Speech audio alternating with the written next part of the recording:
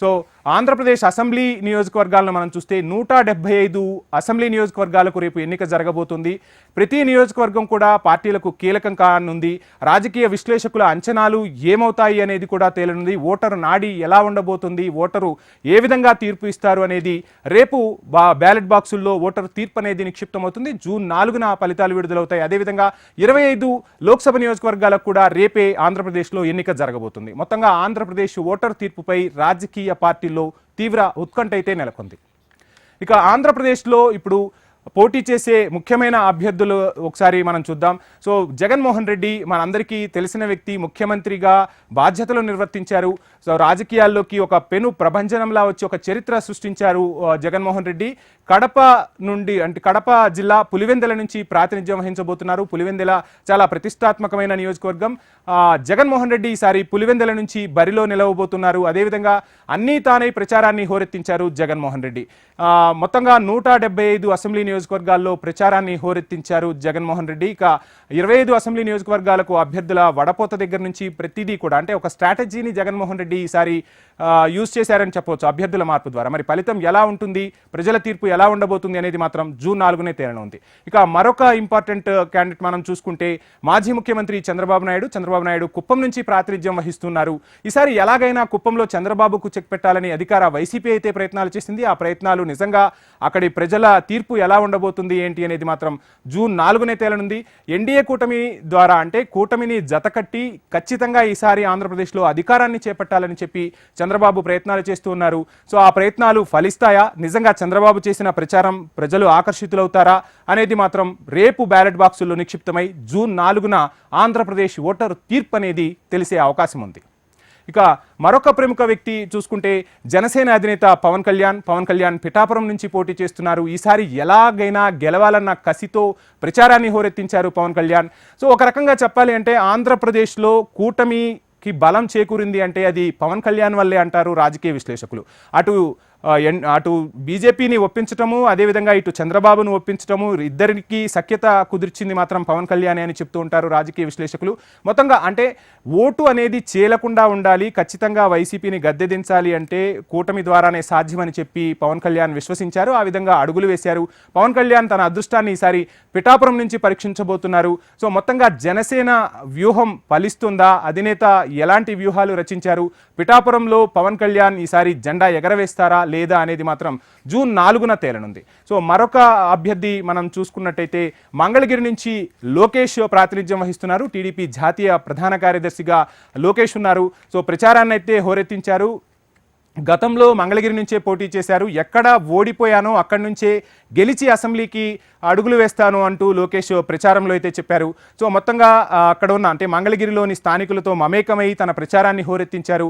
అదేవిధంగా అటు చూసుకుంటే వైఎస్ఆర్సీపీ ఖచ్చితంగా కొంతమంది ముఖ్య వ్యక్తులపై ఒక బీసీ కార్డు అనేది ప్రయోగించింది అనేది రాజకీయ విశ్లేషకుల నుంచి వినిపిస్తున్నమాట. మంగళగిరిలో బీసీ ఓటర్లు అధికంగా ఉంటారు కాబట్టి లోకేష్కు చెక్ పెట్టాలంటే ఖచ్చితంగా బీసీ అభ్యర్థిని అక్కడ నిలబెట్టడం ద్వారానే చెక్ పెట్టవచ్చు అని చెప్పి వైసీపీ అధిష్టానం భావించింది. మరి ఈ వ్యూహం ఫలిస్తుందా, లేదంటే లోకేష్ మెజార్టీతో అసెంబ్లీలోకి అడుగు పెడతారా లేదా అనేది మాత్రం జూన్ 4నే తెలిసే అవకాశం ఉంది. సో మరొక ముఖ్య ప్రముఖుల్ని చూసుకున్నట్టయితే టెక్కలి నుంచి కింజరపు అచ్చెన్నాయుడు పోటీ చేస్తున్నారు. టీడీపీ పార్టీ అధ్యక్షులుగా వ్యవహరిస్తూ ఉన్నారు. సో ఆ శ్రీకాకుళం అంటేనే ఒక రకంగా చెప్పాలంటే కింజరపు కుటుంబానికి కంచుకోటగా చెప్తూ ఉంటారు. అక్కడ కూడా టెక్కలి నుంచి ప్రాతినిధ్యం వహిస్తున్నారు. టెక్కలిలో కూడా వైసీపీ గట్టి ప్రత్యర్థిని నిలబెట్టింది. ఖచ్చితంగా ఇటువంటి వ్యక్తులకు అంటే అవతల పార్టీలో ఉన్న ప్రముఖులకు చెక్ పెట్టాలని చెప్పి ఇటు ఎన్డీఏ కూటమి ఏ విధంగా అయితే ప్రయత్నాలు చేసిందో అదేవిధంగా వైఎస్ఆర్సీపీ కూడా చెక్ పెట్టింది. మొత్తంగా టెక్కలి నుంచి అయితే అచ్చెన్న మరోసారి బరిలో నిలిచి తన అదృష్టాన్ని పరీక్షించుకోబోతున్నారు. ఇక మరో ప్రముఖ వ్యక్తిని చూద్దాం. వైసీపీ నుంచి స్పీకర్గా పనిచేసిన తమ్మినేని సీతారాం బరిలో నిలిచారు. సో తమ్మినేని సీతారాం ప్రచారాన్ని అయితే హోరెత్తించారు. మొత్తంగా ఏం జరగబోతుంది ఏంటి అనేది మాత్రం రేపు తేలనుంది. సో ఇంకా మరో ప్రముఖ వ్యక్తి చీపురుపల్లి నుంచి బొత్స సత్యనారాయణ బరిలో నిలిచారు. బొత్స సత్యనారాయణకు సుదీర్ఘ రాజకీయ అనుభవం ఉంది.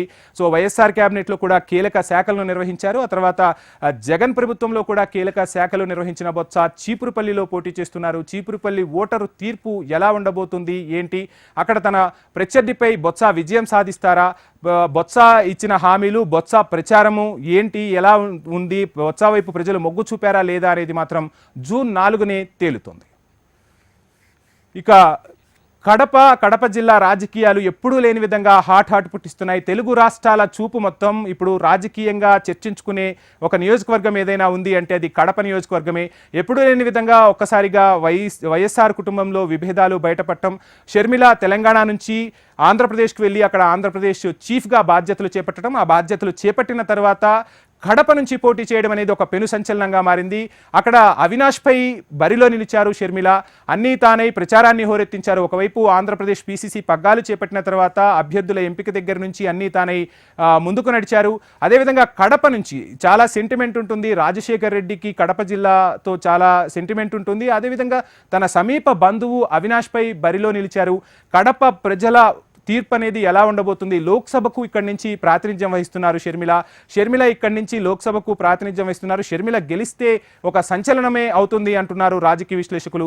సో అదేవిధంగా ప్రచారాన్ని హోరెత్తించారు. ఒకవైపు అవినాష్ కూడా వైసీపీ మద్దతుతో అక్కడ ప్రచారం అయితే హోరాహోరీగా జరిగింది. ఈసారి మొత్తంగా అంటే దేశవ్యాప్తంగా కూడా కడప సీట్ అనేది ఒక హాట్ టాపిక్ అనే చెప్పాలి. దేశవ్యాప్తంగా కూడా కడప సీటుపై పెద్ద ఎత్తున చర్చ జరుగుతుంది.